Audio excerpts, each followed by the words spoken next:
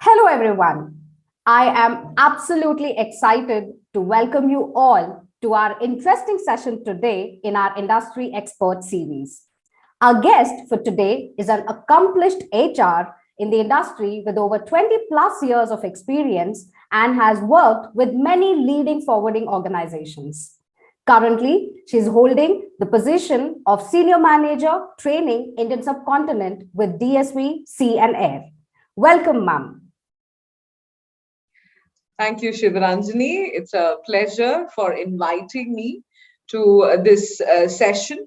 And I thank Business School of Logistics and Shipping for this opportunity to have a quick session about what can be by whatever knowledge I have gained. I'm open to share that. I always say that my learning is still it's just peanut size.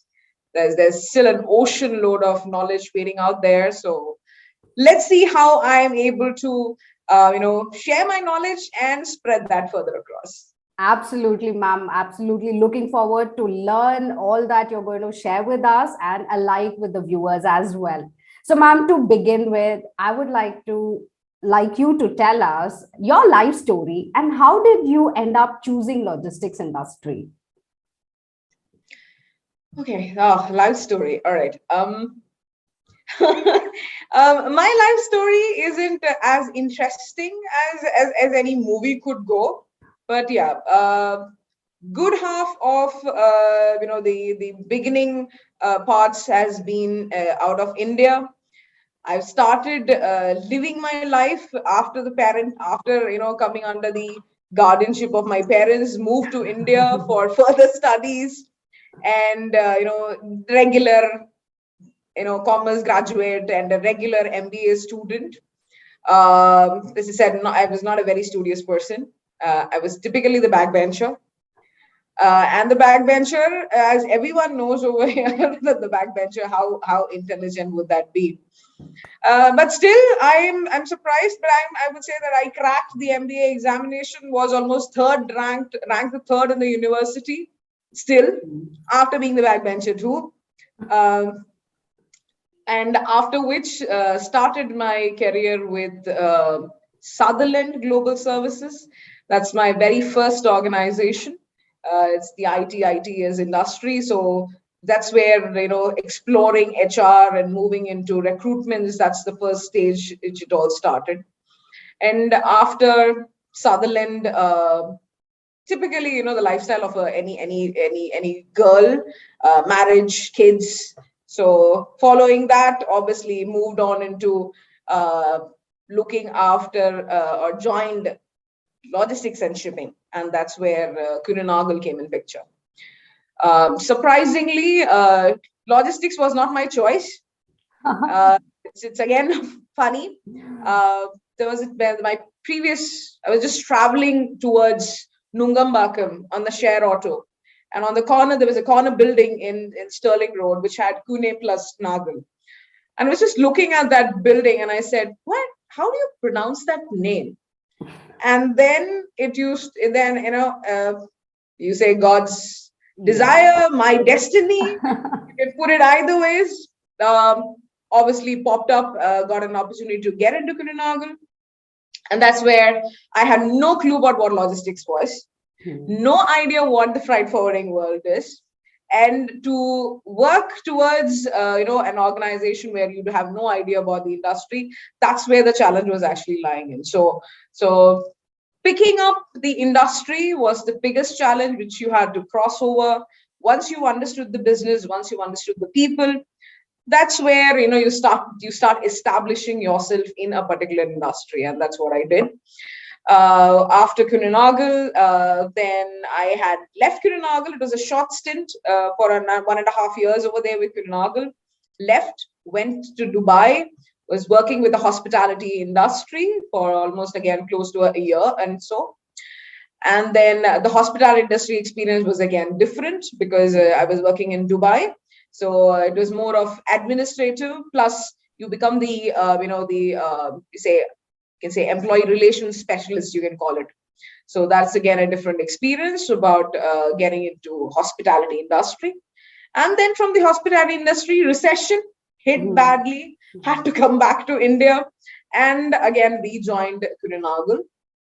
And then in Kurinagal, started out as a HR generalist, moving on to business partnering, transitioning into being a center of excellence, and also got an opportunity to go and explore Kurinagal, Singapore, report to the senior vice president of South Asia Pacific, present on a project work on shared HR shared service center, and then come back to India, decided to shift the organization, and moved to joining in Panalpina. And Panalpina was more of a pan-India role, so becoming a HR business partner, being a strategic business partner for Panalpina. And not just that alone, also was slowly shifting myself into training and development.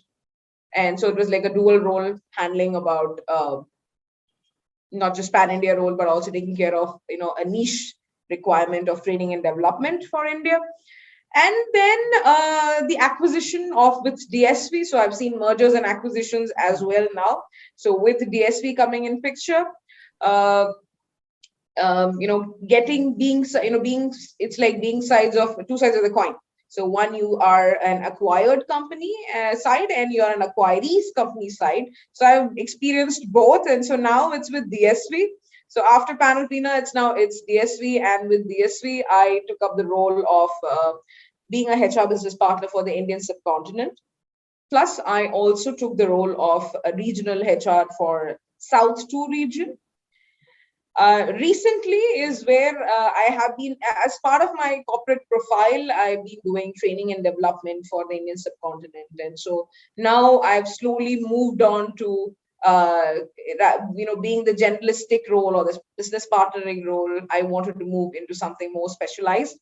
And that's where the training and development comes in picture. So now I am the senior manager for training and development for DSV Air and Sea for the Indian subcontinent. So yeah, so far that's the life story. Absolutely interesting. Ma'am, now diving straight into your HR expertise, my next question to you is, usually people, whenever we speak about soft skills, it's only associated with communication, so to say. I would really like you to throw some light on what are some of the key aspects or pointers that you look at when you say about soft skills in a candidate? Well, yes, the emphasis on communication skills is definitely, still stands on the priority list.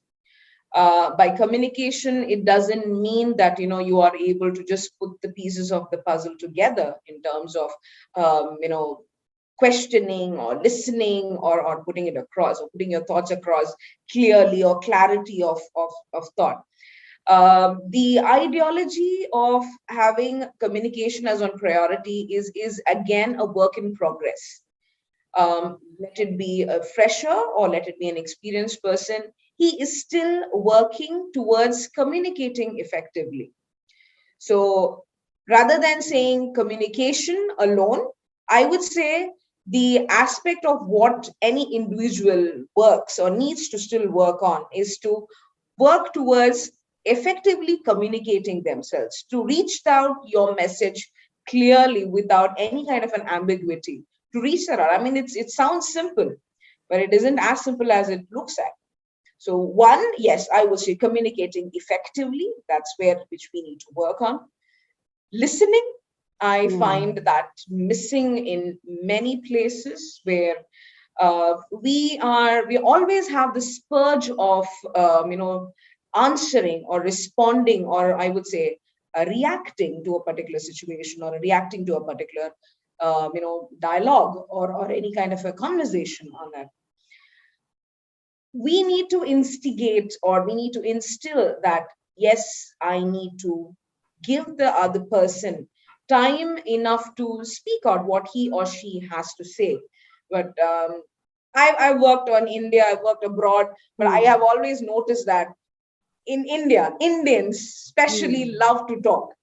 And so they always have that spurge of, me first, I do it first. Classic example of even when campus recruitments happen, and when we do campus recruitments, we talk about group discussions.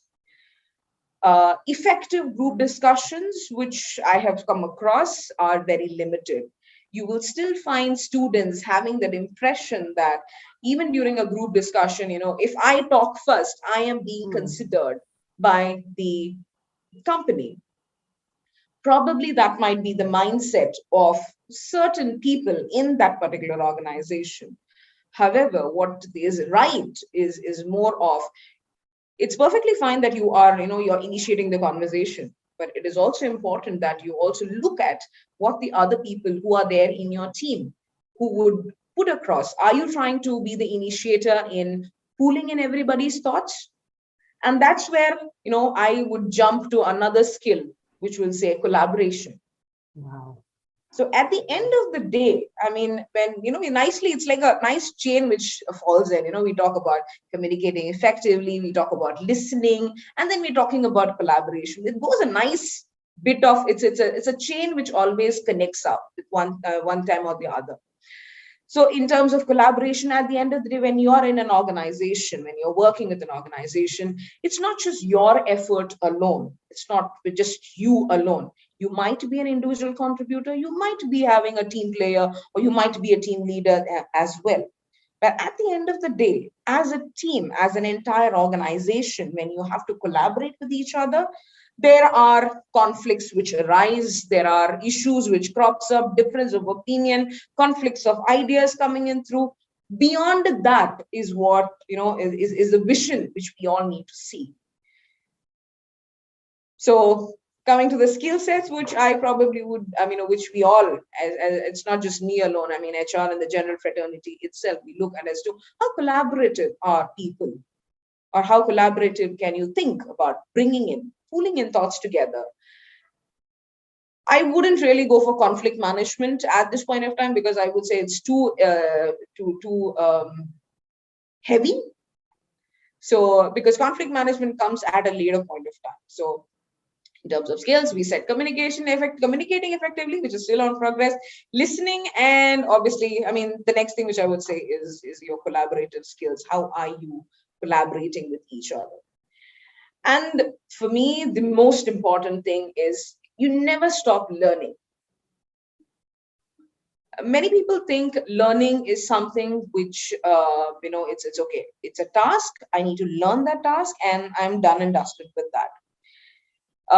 No task or no learning is complete unless and until you keep on going back and reviewing it again and again and again. It's like, you're listening to a song, or you're probably singing a particular song. So when you're singing a song, you will get to have the nudge of the song only if you learn to practice. So when you practice the song, you keep on listening to the song, keep on singing the song, you become a perfectionist in that song or when you sing. The same way is also when it comes to any particular learning of any particular task. I still don't mind going back to my old books. I'm still learning. I'm learning from my 10th grader, I was bad in social studies in 10th. So I'm still learning history and the American World War, which I'm still learning now. So I'm refreshing myself with a 10th grader of how I need to revamp on things, which I had learned long back. Same way is also, in terms of your learning, it's not necessary that, you go back to your 10th grade or 9th grade or 8th grade. Your life skills, whatever you have learned, whatever life has taught you about it, that is also equivalently important, which will help you to, as long as you refresh your learning skill sets and you say that I'm open to learning, that is a competency which we always look forward to. Wow, I'm sure you've brought in very interesting aspects of soft skills, and I'm sure this is going to add a lot of value to the listeners. Now, moving on, ma'am, you also mentioned about campus recruitment and students. And my next question precisely is around that. What are some of the challenges that you're facing while recruiting freshers in today's times? Well, we all know that, when we are dealing with, freshers, the recruitment trend has totally changed. Gone are the days of, we were having baby boomers, then came in Gen X, then came in Gen Y, and then now we have got millennials. And now I just recently heard that there's another Gen Z, which is coming on the way. Um, every, every skill set which each of these categories had always differed for some reason or the other based on their priorities in life and their choices as to what they wanted on that front.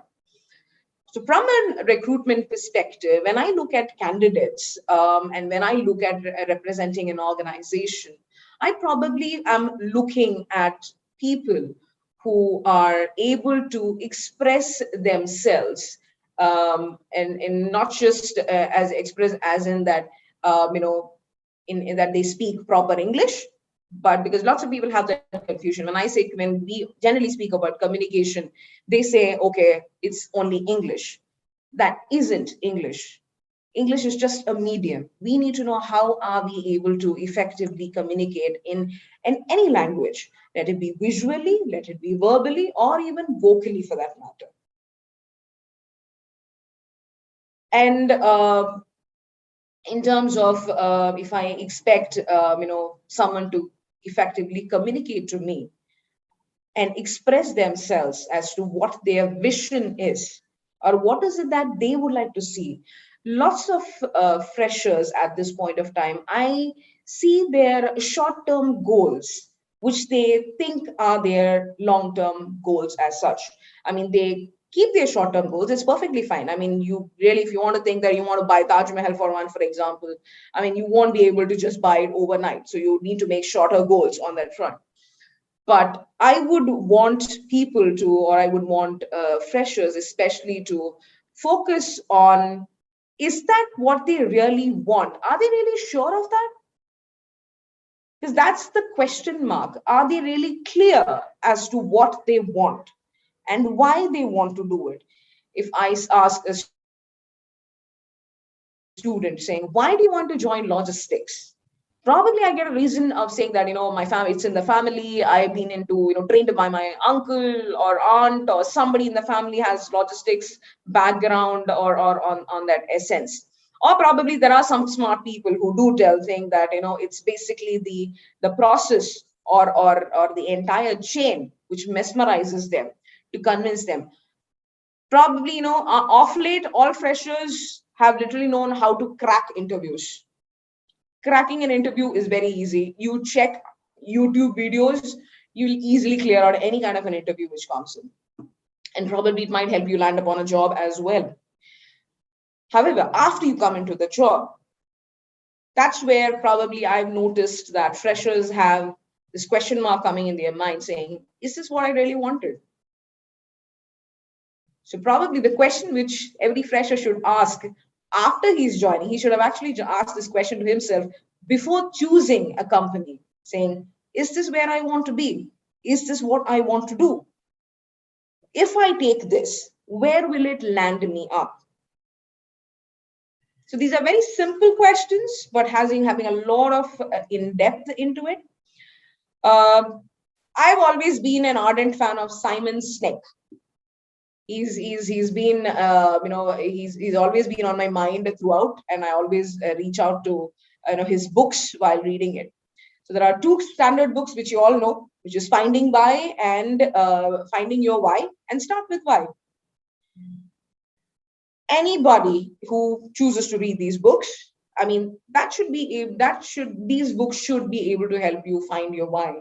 And if you're able to find your why, you will be able to crack any particular interview. Plus, you actually will be looking out for a long lasting relationship with any organization you're joining in. Not just for shorter stint, not for monetary. I mean, saying, okay, one company is paying me 15 lakhs, another company is paying me 20 lakhs, poof, I'm off. Rather than that, the actual essence of why you are in that organization, that value which is something which I as an HR would be looking at. So that's something which I will be wanting freshers to look up on, and probably that's something which I'm searching also. Wow, that's a very strong message there for the freshers. Before you apply, please be clear, why are you here and what do you want to do? Very, very nice, ma'am. Very interesting. Ma'am, the next question is, as we all know, the pandemic has had its impact on all the industries, like nobody is left out of it. So I am interested to know, has there been any kind of change in the way organizations hire post the pandemic? If yes, can you also share some insights as to how has it changed? Probably, technically, if you ask me, I would probably say whatever was done in person is being done online. That's the major change which has happened in. I mean, that itself has been, it's like a cultural change of, where the interviews have been in person, where, the evaluation has been in person, the feedback has been very much in person. It's become more online. But yes, we have to, despite the pandemic and its repercussions, whichever is done, we have to move on. I mean, that's what life is all about.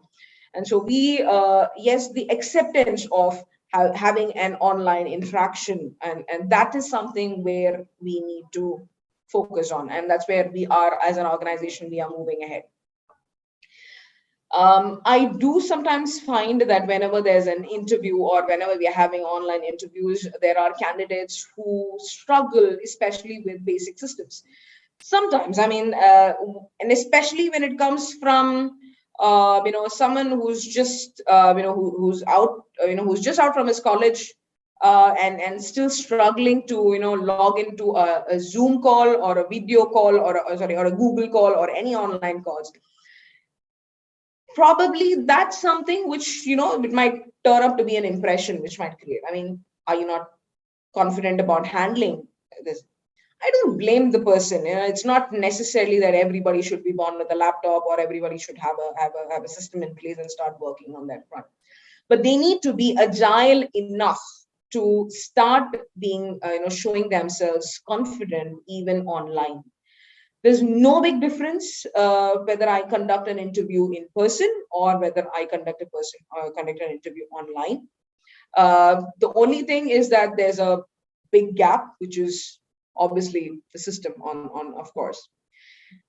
The pandemic has also made me do onboardings online itself, and it's not just me alone. There are lots of people in the HR fraternity who have been doing onboardings online. We've tried to connect Zoom calls. We have done Google Meets. We have done Microsoft Meets, asking people to have interactions with their managers so that the connect doesn't miss. So in my opinion, probably if you ask me, I might still say I'm okay. I'm still okay with having a personal discussion rather than having an online call. But as I said, we need to think ahead, and if this is how it's going to be, the future is going to be. We have to adapt ourselves to future, and and we need to ensure that the person, whoever is comfortable. The technique of recruiting doesn't change. The experience of giving the recruiting experience doesn't change. It's only a medium which is there in front of us. So all we need to do is accept that medium and go about giving in that recruitment experience. I mean, recruitment experience either from the employer to the candidate and from vice versa. Sure, ma'am. Ma'am, in your last answer, when we were discussing about challenges that you're facing with the freshers, you mentioned something like, one must not probably quit a job just for the sake of a hike in the salary. On those lines, I would want you to tell us, like today, freshers feel, switching organizations is the easiest way to grow in your career. So according to you, what do you think, in your opinion, is an ideal time that a fresher should probably consider spreading his wings and, taking up the next challenge or the next course of career? Again, the question would go back to the self-questioning of why am I here by a particular fresher, for that matter.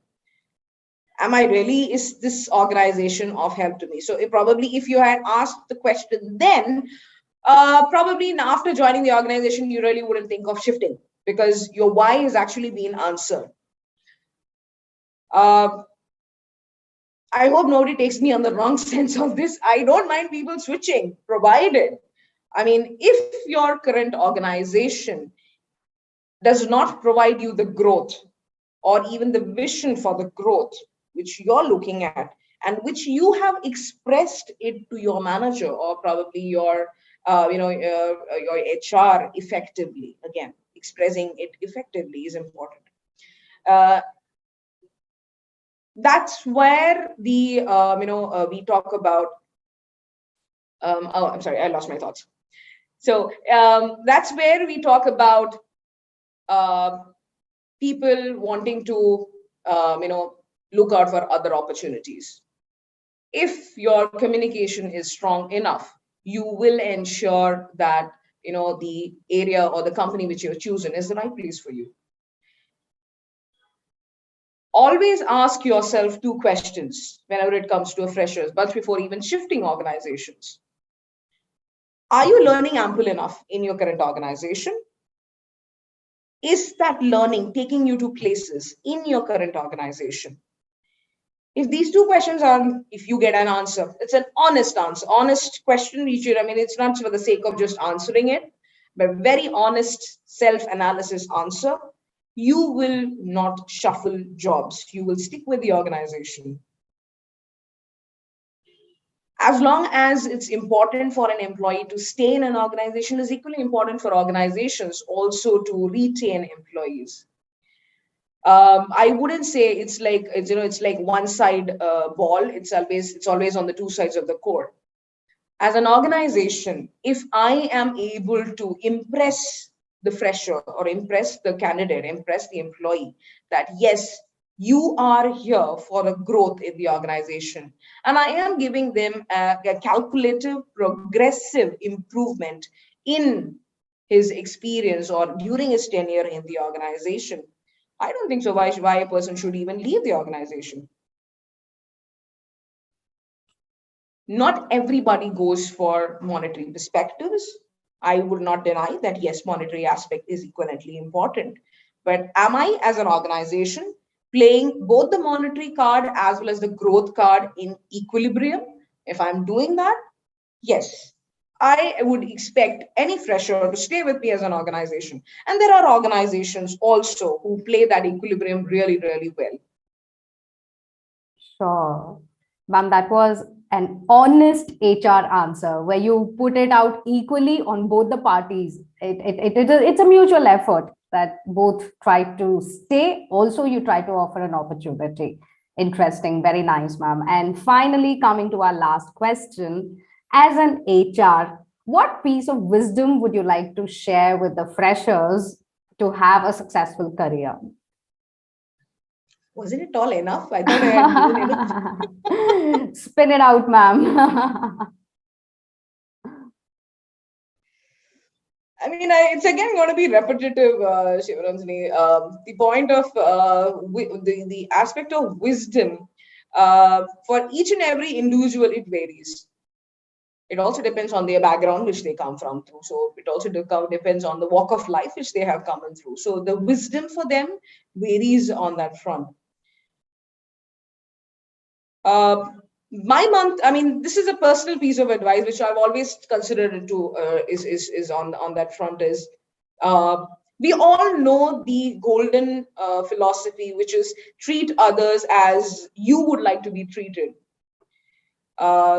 The platinum rule again is treat others as how they would like to be treated. So I have been all the while. It's again, I'm also saying this wisdom is still working on progress for me. So I literally don't want to put it across, but I'm still trying to see whether it is working well enough for me. So I have been working on all the while saying as to treat others as how you would like to be treated. So now I'm actually started to come into the mode where I'm wanting to treat others as how they would like to be treated. And so probably that's one piece of advice which I would like to give everyone out there.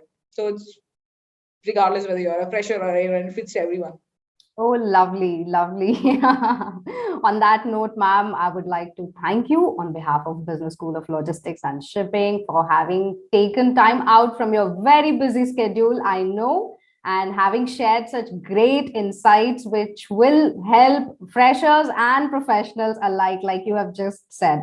So thank you once again, ma'am. My pleasure. It was and thank you so much. I thank Business School of Logistics and Shipping for this wonderful opportunity, for considering me as to be part of your knowledge series, which you have, or expertise series that you have, and it's a pleasure. I mean, it's like I can add that as into my list of achievements, saying okay, was part of the BSLS for an expert series session. Thank you so much, ma'am. Have a good day. Thank you. Have a wonderful evening. Take care and have a wonderful weekend.